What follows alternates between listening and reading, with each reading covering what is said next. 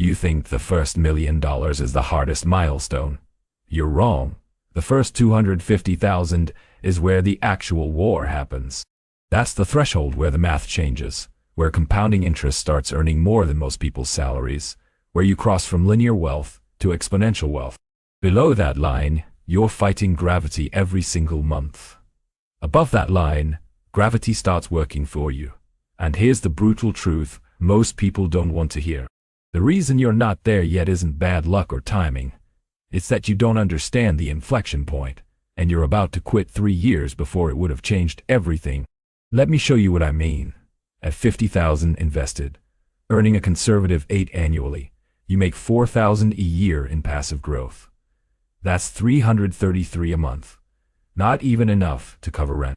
Your brain sees that number and says this is pointless. You're working full-time, saving aggressively, sacrificing nights out, and your investments are generating beer money. So most people tap out. They buy the car. They upgrade the apartment. They stop the automatic transfers. They were fatally wrong. Because here's what happens at 250,000 invested at that same 8K. You're generating 20,000 a year in growth. That's $1,667 a month without touching the principal. For a lot of people, that's half their living expenses covered by money they're not actively earning. That's the psychological shift. Your wealth starts feeling real. It starts replacing income. It starts proving the system works. And once you cross 250K, the acceleration becomes violent. Let's talk about a guy named Marcus. At 26, Marcus was earning $54,000 a year as a junior accountant. He read about compound interest, ran the numbers, and set a single goal. Get to 250,000 in investable assets by 35. Not sexy, not a Lambo goal, just 250K. He built a system. He saved 25 of his gross income, lived with 2 roommates until 30, drove a paid-off Honda Civic, and automated everything so he couldn't self-sabotage. Month 1, he invested $11.25. Month 12, his account sat at $14,203 including modest growth. He looked at that number and felt nothing. It was less than a used car, less than most people's credit card debt card. His friends were buying houses, taking European trips, wearing designer watches. Marcus was eating meal prep and refreshing a brokerage app that showed him a number smaller than what some people spend on a wedding. Year 2. Account balance, $29,571. Year 3, $46,408. Year 4, $65,017. Still not life-changing. Still not enough to quit his job or impress anyone at a dinner party. But Marcus didn't stop. Year 5, $85,190. Year 6, $107,442. Now, something interesting started happening. His investment growth for that year alone was $9,873. That's more than some people save in 2 years. He wasn't just adding his contributions anymore. The market was adding for him. Year 7, $131,688. Year 8, $158,250,039. Marcus hit his target at 35 years old. Right on schedule. Here's what happened next. He didn't change his contributions, still saving the same percentage, now adjusted for salary increases to about $1,400 a month. But the growth exploded instead. At 250K generating 8, he was making $20,000 a year in passive growth. That's $1,667 a month that he did nothing to earn. Add his $1,400 monthly contribution, and his account was growing by over $3,000 a month. Within 18 months, he crossed $300,000. 12 months after that, $350,000. The distance from 250K to 500K took him 4 years. The distance from 0 to 250K took him 9.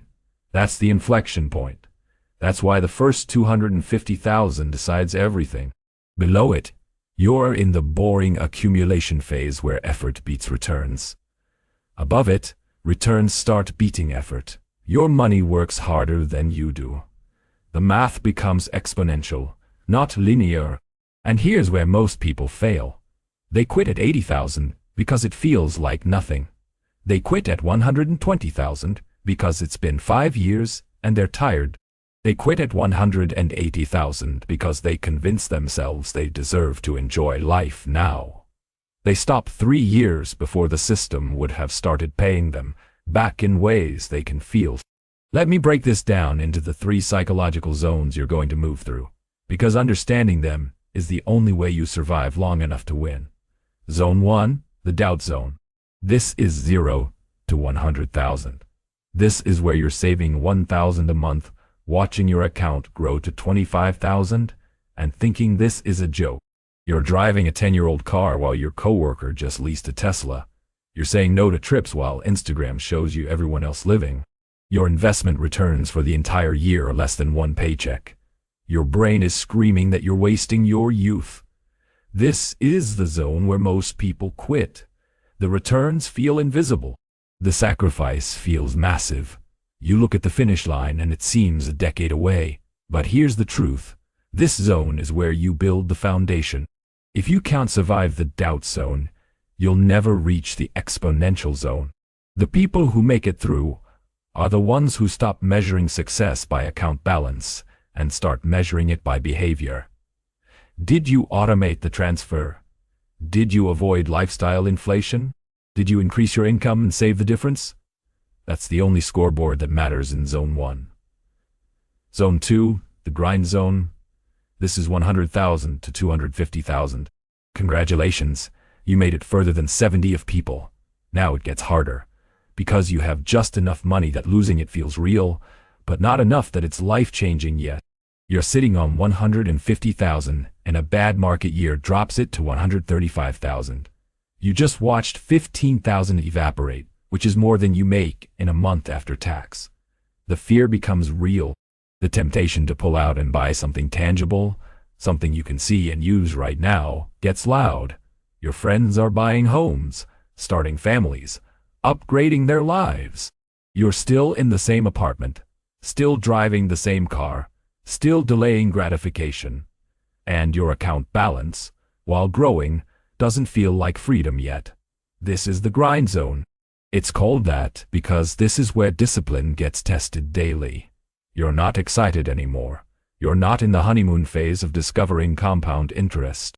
You're just showing up, month after month, watching the number grow slower than you want. The secret to surviving the grind zone is to zoom out. Stop checking your balance daily. Stop comparing your net worth to your lifestyle. Start tracking your net worth annually and watching the year-over-year growth. 100K to 150K feels like nothing when you check it monthly. But when you look back after 18 months and realize you added 50,000 to your net worth, the perspective shifts. That's more than most people save in 5 years. You're winning, well, it just doesn't feel like it yet. Zone 3, the exponential zone. This is 250,000 beyond. This is where you finally understand what everyone was talking about. At 250K earning 8, you're generating 20,000 a year passively. That's $1,667 a month. For the first time in your journey, your money is making more per month than some people's car payments, than some people's rent. And it's accelerating. One good market year at 12 returns, and you just made 30,000 without contributing a cent. That's more than a part-time job. At 500,000, you're generating 40,000 a year. That's a full median salary being created by assets you're not actively managing. At 750,000, you're making 60,000 a year passively. You're watching your account grow by 5,000 a month on average, and you start to realize you've crossed into a different financial dimension.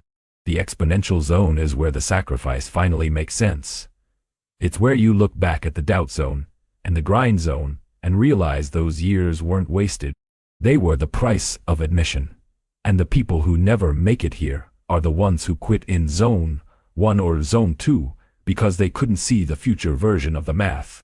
Now let me show you the exact timeline so you understand what you're signing up for.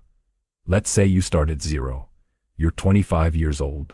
You commit to saving $1,200 a month, every month, into index funds averaging 8 annual returns. Year 1, you end with $15,084. Year 2, $31,558. Year 3, 49,553. Year 4, 69,053. Year 5, 90,281. You're 5 years in, and you're not even at 100,000 yet. This is the doubt zone. Most people look at these numbers and quit. But watch what happens. Year 6, 113,223. Year 7, 138,015. Year 8, 164,708. Year 9, 193,445. You just crossed into the grind zone. It's been 9 years. You're 34 years old, and you're still not at the magic 250K. But you're close. Year 10, 224,378. Year 11, 257,674. You're 36 years old, and you just entered the exponential zone. Now here's where it gets stupid. Year 12, 293,538, 538. Year 13, 332,215. Year 14, 373,967. Year 15, 419,020. You're 40 years old and you have over 400,000. The jump from year 11 to year 15 was one. That's more than you accumulated in the first 7 years combined. That's the exponential curve taking over. If you keep going, year 20, you're at 687,291. Year 25, you're at 1,139,633. You're a millionaire at 50 years old, and you did it by saving $1,200 a month and never stopping. The distance from 0 to 250K took 11 years. The distance from 250K to 500K took 4 years. The distance from 500K to 1 meters took 6 years. That's exponential. But here's the part that breaks most people. Those first 11 years feel like you're getting nowhere. You're watching your friends live, and you're sitting on 193,000 at year 9, which sounds like a lot until you realize it won't even buy a house in most cities. It won't let you quit your job. It won't change your daily life in any visible way. That's why the first 250K decides if you'll be rich or middle class. Because getting there requires you to believe in a future version of the math that you can't see yet. It requires you to delay gratification for a decade while everyone around you is living now. It requires you to ignore the noise, automate the system, and trust the process when every instinct is screaming that you're wasting your time. Here's what separates the people who make it from the people who don't. The ones who make it treat the first 250K like a non-negotiable mission. They don't see it as a suggestion. They see it as survival. They automate their savings so they can't sabotage themselves. They increase their income and save the difference instead of inflating their lifestyle. They choose boring and reliable over exciting and risky. They accept that years 1 through 10 are going to feel like nothing is happening, and they do it anyway. The ones who don't make it are the ones who treat wealth building like a hobby. They save when it's convenient. They stop when life gets hard. They pull money out for a down payment, a vacation, an emergency that wasn't really an emergency. They check their balance daily and panic when it drops. They compare their net worth to their lifestyle and decide they deserve to spend now. And they quit at 120,000 after 6 years because they're exhausted and they don't see the point. Let me tell you the point. The point is that at 250,000, you cross the threshold where time becomes your ally instead of your enemy. Below that number, you're racing against time. Trying to save faster than life can drain you. Above that number, time is working for you, compounding your wealth faster than you could earn it manually. The point is that the difference between rich and middle class isn't talent or luck. It's who has the discipline to survive the doubt zone and the grind zone long enough to reach the exponential zone. Most people have the capability to get to 250K. Very few have the patient children.